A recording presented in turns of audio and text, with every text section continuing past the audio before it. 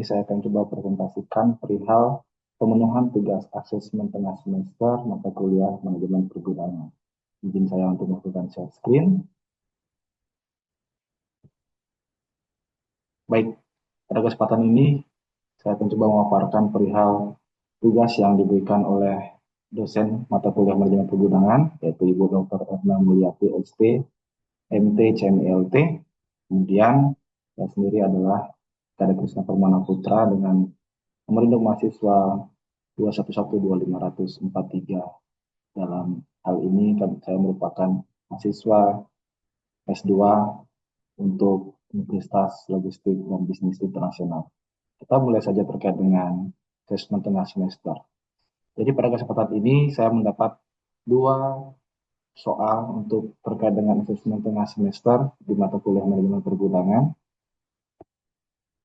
Yang pertama yaitu terkait dengan case yang dialami oleh PT Translog. PT Translog adalah perusahaan penyedia jasa pergudangan yang menyimpan berbagai barang konsumen, di mana saat ini perusahaan memiliki proyek untuk menyimpan 10 jenis barang spare part dengan satu customer.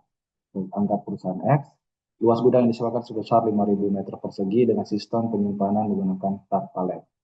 Permasalahan utamanya yang dialami oleh PT Translog ini ada berbagai macam, di antaranya pertama, penataan rak tidak sesuai frekuensi pengambilan barang, fast, slow, moving tercampur. Kemudian hal ini tentu menimbulkan dampak, yaitu waktu picking meningkat 35%. Yang kedua, jalur forklift sering terhalang oleh palet sementara. Dampaknya adalah terjadi antrian pekerja dan risiko. Yang ketiga, penyimpanan secara random. Dampaknya kesalahan pengambilan barang meningkat 18%. Yang keempat, beberapa barang fast moving ditempatkan jauh dari receiving area. Dampaknya yaitu lead time outbound menjadi lebih lama. Ini merupakan beberapa permasalahan dan dampak yang dialami oleh PT Translog. Tentu ini tidak baik bagi sebuah perusahaan yang berdampak kepada, lagi-lagi kita dalam sebuah perusahaan itu butuh laba, dan apabila permasalahan ini tidak dapat teratasi, maka target perusahaan ataupun laba yang diinginkan mungkin tidak akan tercapai karena akibat tergerus oleh adanya dampak-dampak yang diakibatkan oleh beberapa permasalahan ini. Nah, ternyata manajemen dari PT Translog ini meminta saya untuk melakukan penataan ulang tata letak fasilitas gudang dan sistem penyimpanan agar dapat ada 3 targetnya ternyata. Yang pertama, meningkatkan efisiensi waktu operasional picking, packing, dan put away.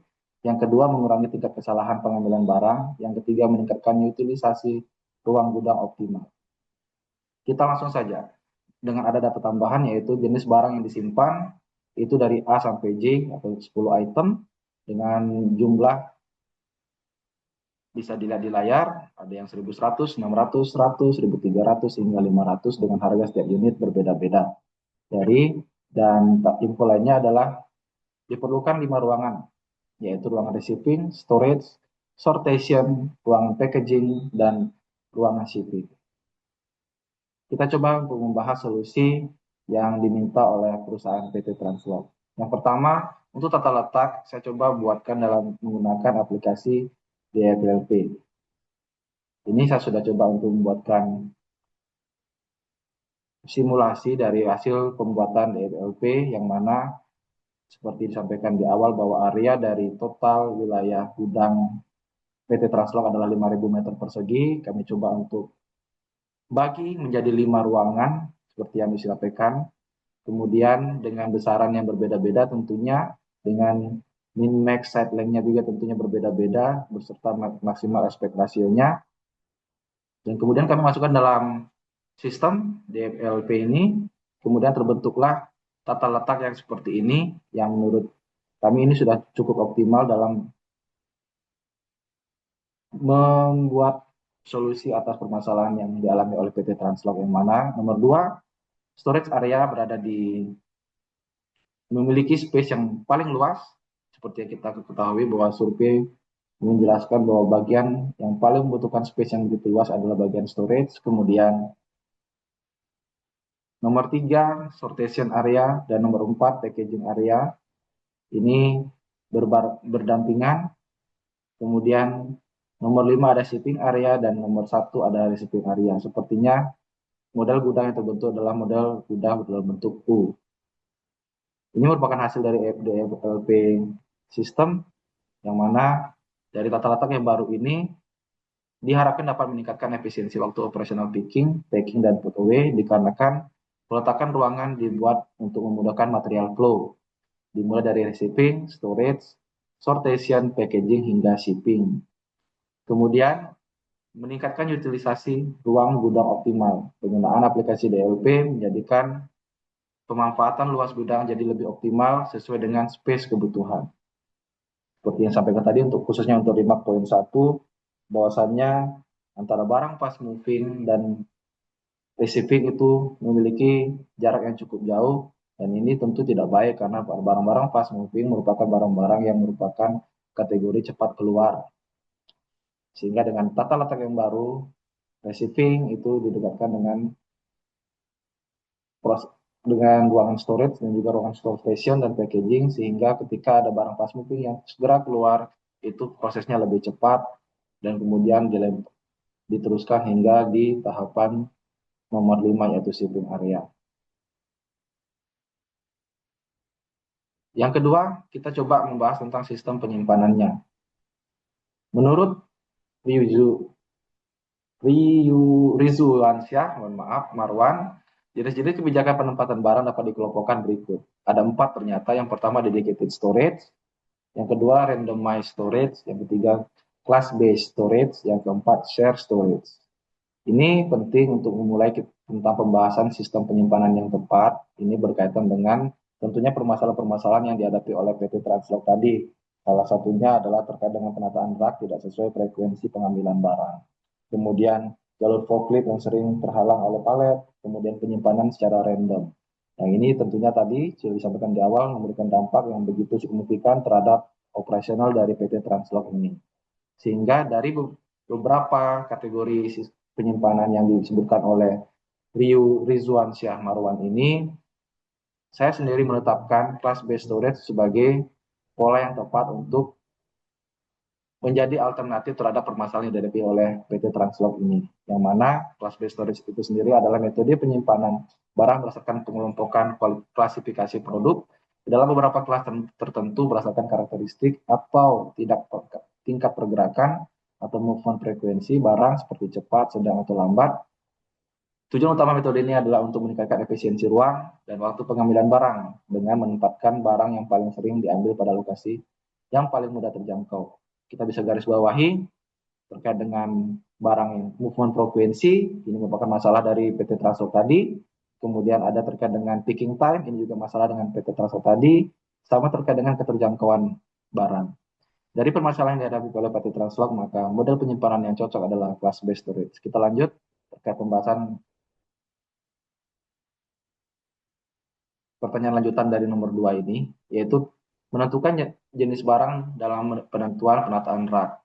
Jadi kita sudah menentukan terkait class based storage, kemudian kita coba menentukan terkait dengan bagaimana pola penataan rak yang tepat yang harusnya dilakukan oleh PT Translog. Seperti disampaikan tadi di awal bahwa pola penataannya itu penyimpanannya secara random itu kurang tepat, sehingga kita coba melakukan klasifikasi kategori barang berdasarkan metode Pareto ABC.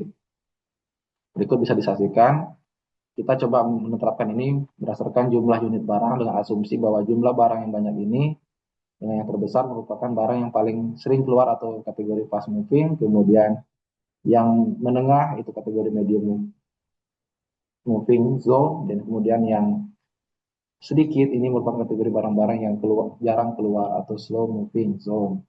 Yang mana ada yang menarik dari harga setiap unit ini, ada 2 yang sedikit menarik perhatian, yaitu terkait dengan nomor item B dan nomor item E, yang mana ini merupakan kategori high value karena dia di atas 25 juta, yaitu 40 juta dan 60 juta, yang tentunya ini juga menjadi perhatian kita dalam sistem penyimpanan dari barang-barang tersebut. Ini saya sudah coba kelompokkan fast moving zone. Ini kita coba nanti letakkan di area depan dekat receiving atau shipping. Tentunya keuntungannya adalah yang pertama mengurangi 30% waktu picking, yang merupakan kendala atau dampak dari permasalahan yang dihadapi oleh PT Translog tadi. Yang kedua, menghindari campur aduk slow dan fast moving tadi. Ini yang tentunya akan berdampak kepada waktu pengambilan yang bertambah apabila barang itu tercampur aduk atau kemudian penyimpanannya secara random. Ini keuntungannya. Kemudian yang B, medium moving zone, itu terletak pada barang B dan J, kita letakkan di posisi ini. Setelah itu, untuk slow moving zone, kita simpan di bagian belakang, letakkan item C, E, F, G, I ini di bagian belakang. Khusus untuk E dan F, menurut saya harus perlu ditambahkan dengan high value rack, CCTV dan security cage, serta access control receiver, karena mengingat tadi harga dari barang ini yang cukup bernilai atau high value. Ini adalah aktivitas tambahan yang menurut saya perlu juga diimplementasikan oleh PT Translog untuk mengatasi permasalahan-permasalahannya. Pertama terkait dengan perbaikan jalur forklift, seperti tadi disampaikan di awal juga, jalur forklift ini menjadi salah satu kendala. Solusinya adalah menerapkan one way traffic ASL atau jalur one way dari material handling tools atau alat-alat handling yang digunakan oleh gudang ini.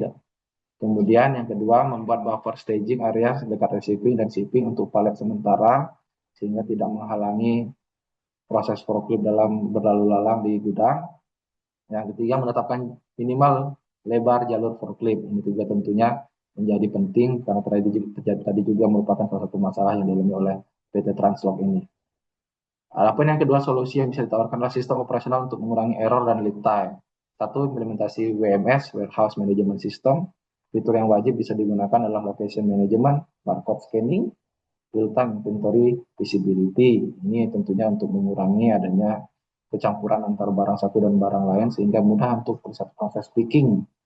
Yang kedua adalah standar operating procedure baru, SOP-nya harus ditegakkan, tentu first in first out-nya dan first expire first out-nya harus juga diperhatikan. Ini adalah tadi salah satu problem juga tadi terkait dengan masalah-masalah dari PT Translog.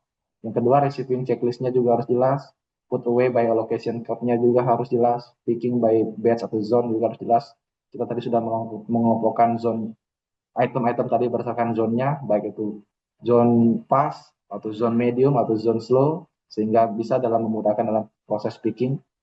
Yang ketiga, tentunya dalam segala aktivitas solusi yang ditawarkan tanpa didukung oleh SDM yang kuat itu tidak akan berjalan. Sehingga yang ketiga, additional to be implemented, yaitu terkait dengan training tenaga kerja, fokus pada picking, accuracy, dan safety handling forklift. Itu terkait dengan pembahasan soal nomor 1. Kita masuk terkait dengan soal nomor 2. Nomor 2 ini ternyata beda case dan beda perusahaan yang mengalaminya, yaitu PTX di sini adalah perusahaan logistik 3PL yang mengalami banyak masalah terkait integrity stock issue, diantaranya satu, banyaknya produk yang rusak dan hilang di gudang. Dua, rasio perputaran yang rendah, menunjukkan stok berlebih sehingga jumlah produk yang mendekati kadaluarsa meningkat dan berpotensi tidak dapat terjual. Nah, strategi atau kebijakan apa yang sebaiknya dilakukan oleh perusahaan dalam melakukan pengendalian persediaan untuk mengatasi permasalahan tersebut? Saya coba membuka beberapa jurnal yang mungkin bisa di-relate, yang sedikit relate dengan terkait dengan permasalahan-permasalahan yang dialami oleh PTX ini. Yang pertama, strategi bisa digunakan adalah satu, identifikasi penyebab persediaan rusak dan hilang. Ini referensinya adalah Asyirkah Islamic Economics dan Financial Journal oleh Nurul Hilalia B1 Jumrian. Penyimpanan yang tidak sesuai, hal-hal yang perlu diidentifikasi antara lain yaitu pertama, penyimpanan yang tidak sesuai, kesalahan dalam proses pengendalian persediaan, kerusakan selama pengangkutan, ataupun kualitas barang yang buruk. Ini tentu juga menjadi salah satu penyebab kenapa barang rusak ketika dalam proses di gudang. Yang kedua adalah terkait dengan penerapan sistem informasi persediaan yang tepat, implementasi warehouse management system dan security system. Mohon maaf, harusnya di sini tulisannya security system. Ya tentunya di sini adalah beberapa fitur yang harus diperhatikan. Yang satu yaitu barcode atau RFID scanning. Ini penting sehingga memudahkan proses otomasi dalam proses inventory gudang tersebut dan tentunya akan mengurangi adanya kehilangan barang sehingga semuanya akan terdokumentasi dengan baik. Yang kedua terkait dengan real time stock tracking. Yang ketiga terkait dengan transaction audit trail. Ini penting sekali adanya audit trail terhadap transaksi. Yang keempat terkait dengan location tracking. Yang kelima terkait dengan CCTV 24 jam. Ini terkait dengan tindakan preventif apabila terjadi ada unsur kesengajaan oleh SDM atau karyawan ataupun pengunjung yang melakukan tindakan-tindakan kriminal yang menyebabkan barang hilang. Yang keempat, akses card, ini penting sekali, khusus untuk pihak-pihak yang tidak berkepentingan tidak bisa masuk dalam area tertentu. Yang kelima, seal tracking untuk kalian. Yang ketiga, ini juga penting, sifatnya adalah audit rutin dan penerapan SOP yang tegas. Audit rutin bisa dimulai dengan melakukan stock of none dalam terhadap stok yang ada berada pada gudang tersebut. Ini penting, bisa dilakukan dalam harian, mingguan maupun bulanan, dan penerapan SOP yang tegas, khususnya SOP terkait dengan proses mulai dari resipi hingga di tahapan akhir yaitu shipping. Nah, ini terkait dengan rasio perputaran stok yang rendah. Saya mencoba untuk mengutip beberapa kalimat dari jurnal yang ditulis oleh Nicholas Ewin Editayi dalam jurnal yang berjudul Improving Warehouse dan Inventory Management. Ini sumbernya Google Scholars. Ini sebenarnya ditulis oleh Dubrin. Dubrin adalah seorang author, profesor di Michigan State University. Yang pertama, kutipannya adalah the problem of how much inventory should be held is that faced by many inventory managers. Maintaining a huge inventory means a quick response time to demand. Meanwhile, it is expensive to stock in larger quantities. While the goods themselves are costly, it also implies the money is tied up in inventory and cannot be invested elsewhere. Ya, tentunya bagus sebenarnya. Masalah-masalah inventory ini akan dihadapi oleh manajer inventory dalam gudang. Stok yang banyak itu bagus ketika kita dapat memenuhi respon yang cukup cepat. Namun, kelebihan stok juga tidak baik terkait dengan biaya yang tinggi terhadap stok tersebut. Begitu juga dengan uang yang mengendap terhadap stok tersebut sehingga tidak dapat diinvestasikan di segmen yang lainnya. Yang kedua, kutipan yang kedua adalah terkait dengan Walmart dan Dell Computers. Ini contoh yang baik, yang mana Dell mereka membuat komputer itu berdasarkan dengan orderan yang ada. Sehingga stok mereka itu cukup tepat dan tidak berlebih, sehingga tidak menimbulkan cost di kemudian hari terhadap stok yang ada. Yang kedua, Walmart caranya juga cukup baik. Mereka melakukan kolaborasi dengan suppliersnya, sehingga mereka menyimpan stok itu berdasarkan dengan asumsi yang tepat, karena ini berdasarkan dengan masukan dari suppliers. Sehingga adapun rekapannya adalah poin-poin ilmiah relate terhadap problem PTX ini. Satu, produk kadaluarsa akibat berlebihnya stok barang yang keluarnya juga lambat. Yang kedua, kapital atau money yang mengendap dan tidak dapat dimanfaatkan untuk hal lain berdampak pada produktivitas. Seperti yang disampaikan oleh Dubrin tadi pada kutipan yang pertama. Yang ketiga, Dell dan Walmart menjadi contoh proses stocking barang yang benar, based on order, dan memastikan melakukan stok barang secara cepat, tepat, sesuai kebutuhan pasar. Ini kutipan yang kedua tentunya mengarah kepada terkait dengan cost yang tinggi yang akibat terjadinya over capacity stock yang padahal hampir sebagian dari stok-stok tersebut sudah hampir expired dan ini tentu sebenarnya menimbulkan masalah kerugian di kemudian hari bagi PTX. Nah, solusinya untuk terkait dengan case rasio perputaran yang rendah yang menunjukkan stok berlebih ini, yang pertama, PTX bisa melakukan penerapan ABC analysis. Penerapan ABC analysis ini yaitu menggunakan pendekatan Pareto analisa, yaitu biasa kita kenal 80-20, atau bisa kita sebut dengan kita melihat mana kategori produk-produk yang memiliki tingkatan frekuensi yang lebih sering keluar, itu bisa kita melakukan stok yang lebih banyak dibanding produk-produk yang sebenarnya sifatnya secara frekuensi itu keluarnya lebih lama ataupun lebih rendah. Yang kedua, kita bisa melakukan dengan pola metode seasonal demand. Ini penting bagi seorang bisnismen atau seorang pelaku usaha dan tentunya seorang yang berkecimpung dalam hal pergudangan mengetahui permintaan pasar sesuai dengan musimannya itu penting. Contoh misalnya saat mau lebaran ya tentu stok untuk pakaian atau kebutuhan-kebutuhan lebaran itu kita tingkatkan. Namun ketika setelah selesai lebaran yang tentunya stok itu harus bisa dikurangi sehingga tidak menimbulkan stok yang berlebih.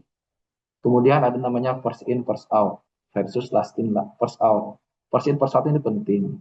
Jadi kalau dalam kutipan ini dijelaskan bahwa first in first out atau FIFO and last in first out atau LIFO are storage techniques which help in the management of inventory. Jadi FIFO dan LIFO ini adalah teknik yang bisa membantu dalam manajemen inventory, di mana FIFO memastikan the oldest item at the warehouse is useful. Jadi item-item yang sudah masuk duluan ke dalam gudang tersebut itu akan dimaksimalkan untuk digunakan atau terjual pertama. Kemudian LIFO promotes the use of new arrivals before the ones or the old ones also. FIFO avoids the unwanted aging of inventories. Jadi LIFO juga promote new arrivals. Jadi LIFO ini dia juga memperhatikan tadi kalau FIFO dia first in first out, LIFO ini yang baru saja datang itu yang coba ditawarkan lebih dulu ke pasar dibanding yang sudah duluan. Nah, teknik-teknik ini sebenarnya memiliki keuntungan dan kelebihan. Contoh, kalau misalnya kita bicara LIFO, ini tidak diperuntukkan untuk kategori-kategori barang yang perishable. Jadi ini mungkin bisa dilakukan oleh PTX terkait dengan dua hal permasalahan yang dialami, yaitu terkait banyak. Yang pertama, banyaknya produk yang rusak dan hilang di gudang. Yang kedua, terkait dengan rasio perputaran rendah menyebabkan stok yang berlebih dapat diantisipasi dengan hal-hal yang sudah kami sebutkan tadi. Semoga ini bermanfaat bagi PT Traslo dan PTX, dan semoga ini bisa membantu bagi Bapak Ibu sekalian yang menyaksikan video ini. Demikian